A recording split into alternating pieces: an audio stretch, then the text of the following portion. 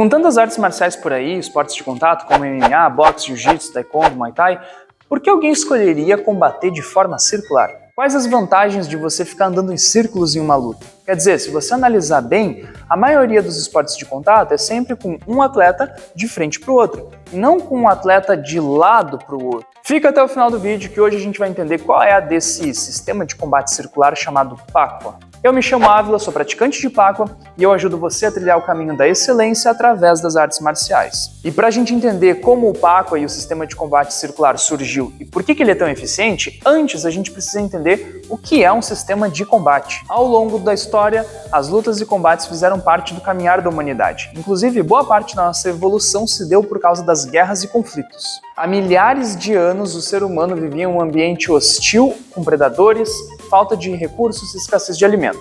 Não muito diferente do que é hoje, né? E para se proteger e sobreviver, teve que desenvolver não só ferramentas e técnicas, como também métodos e sistemas. Para você ter uma noção, os primeiros objetos a serem utilizados como ferramentas datam de aproximadamente 2,6 milhões de anos. E eles foram basicamente pedras lascadas. Além disso, nessa época já se usava uma espécie de comunicação oral primitiva e até métodos para a criação de fogo. Quer dizer, faz muito tempo, e isso é incrível.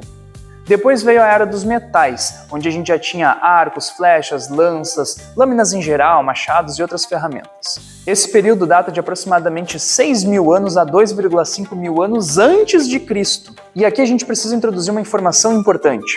A primeira guerra que se tem registros data de aproximadamente 2,7 mil anos antes de Cristo, ou seja, mais ou menos nessa mesma época da Era dos Metais. E guarda essa informação porque ela é muito importante. Foi a primeira guerra sistêmica que se tem registro. E para a gente entender por que isso é importante, imagina que você quer guerrear de forma eficaz, ou seja, de forma sistêmica. Para isso você precisa treinar suas tropas da melhor forma possível. E para isso você precisa desenvolver uma metodologia de treinamento para suas tropas. Seguindo essa descrição, as primeiras formas de combate sistêmico são muito mais antigas do que a primeira guerra registrada. Por exemplo, o Mala Yuda e o Shuai Jiao são consideradas as primeiras artes marciais a surgirem na história da humanidade, surgidas na Índia e na China, respectivamente, em 3 mil anos antes de Cristo, ou seja, com mais de 5 mil anos de história.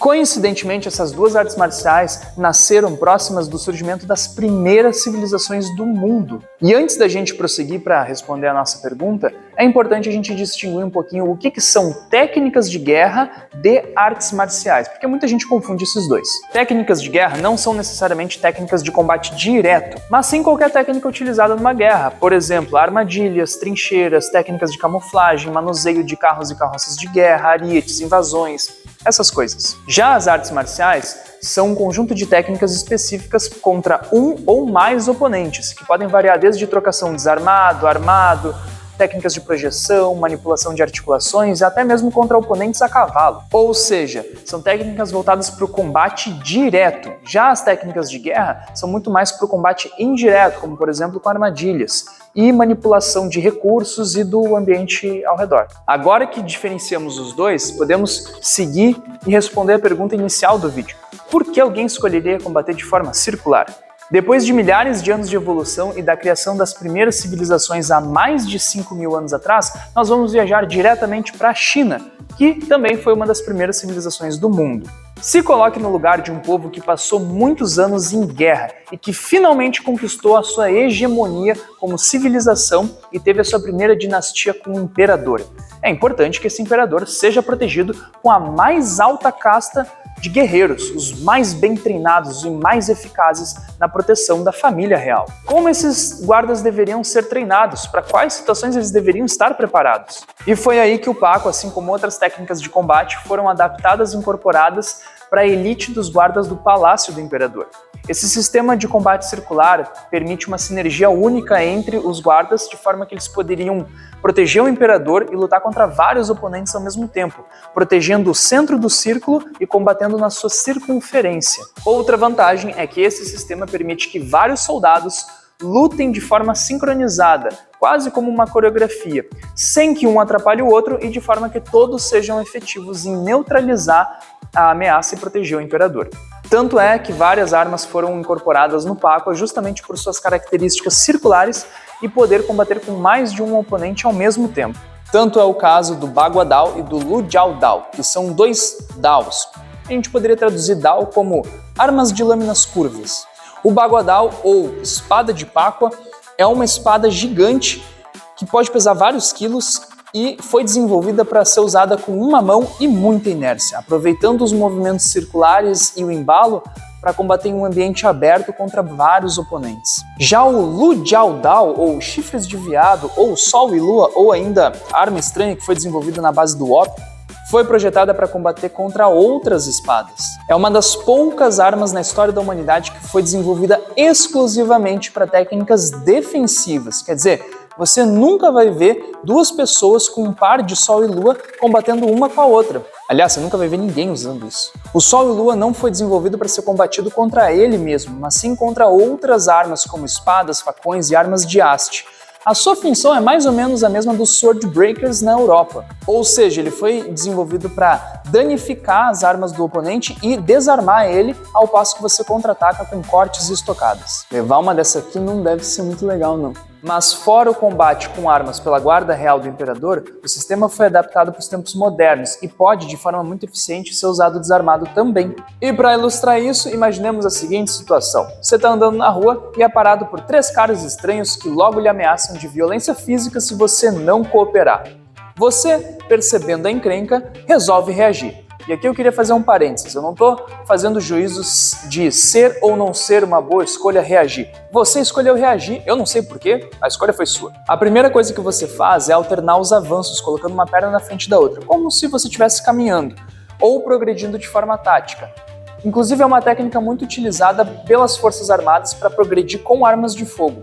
Assim você ganha mais mobilidade sem perder a base, sem comprometer a sua estabilidade, e não se torna um alvo parado. Depois você aprende a defender e contra-atacar lateralmente, além da trocação frontal padrão de qualquer luta. Desse jeito você consegue proteger os flancos, ou seja, as suas laterais, sem perder o campo de visão e sem perder a mobilidade.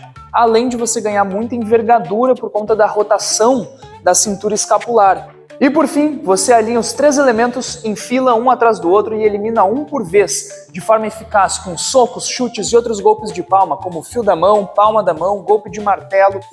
Uau! Você é bom mesmo, hein, cara? Credo! Depois de termos eliminado a nossa ameaça, eu gostaria de saber de você, aqui nos comentários, se ficou mais claro entender por que esse sistema de combate circular é tão eficiente e se você concorda com isso, se você acha que realmente é eficiente. Me conta aqui nos comentários. É claro, nem tudo são flores. Esse talvez não seja o melhor sistema para se combater um contra um. Ele foi desenvolvido para ser um sistema de combate contra vários oponentes. É aqui que repousa a sua grande força. Talvez existam outros sistemas de combate que sejam mais eficientes um contra um. Mas esse sistema, de forma geral, ele também é eficiente no combate um contra um. Não é à toa que grandes lutadores sempre falam de conceitos pacuanos, como, por exemplo, quebra de ângulo, andar ao redor do oponente, explorar movimentos não ortodoxos, como girar pelas costas, base cruzada, chutes que saem de lugar nenhum e muita fluidez, que são todos conceitos que a gente estuda em Pacua. Agora que a gente já respondeu a pergunta o que é um sistema de combate, a gente pode ir para a próxima pergunta e responder o que é um sistema de combate circular. E a gente pode dizer que é um conjunto de técnicas e conceitos que exploram e se beneficiam de movimentos circulares, ou seja, não é necessariamente sobre técnicas, mas sim sobre o conceito por trás das técnicas. Por exemplo, você poderia dizer que o Kimura ou que uma chave americana é do jiu-jitsu, ok? E nessa mesma linha você poderia dizer que joelhadas e cotoveladas são do Muay Thai e que o jab direto são do boxe, correto? Mas é aí que mora o problema. Essas técnicas foram criadas, desenvolvidas e preservadas por diversas artes marciais ao redor da história da humanidade. Assim como o jiu-jitsu veio de outra arte marcial, o boxe também veio de outra arte marcial, o taekwondo, o Muay Thai e todas as artes marciais praticamente vieram de uma arte marcial mais antiga. Então é praticamente impossível você dizer que uma técnica é de uma determinada arte marcial, pertence àquela arte marcial. Isso nem faz sentido. Então a gente poderia dizer que uma chave americana, que teoricamente vem do jiu-jitsu, se aplicada com conceitos pacuanos, ela poderia muito bem ser uma técnica de Pacua. Assim como o chip ou o chute frontal do Muay Thai, existem diversas outras artes marciais, ele não pertence ao Muay Thai. Ele foi desenvolvido e preservado em várias outras artes marciais, porque todas elas trabalham com um objetivo final, que é o corpo humano, e ele é igual em todas as artes marciais.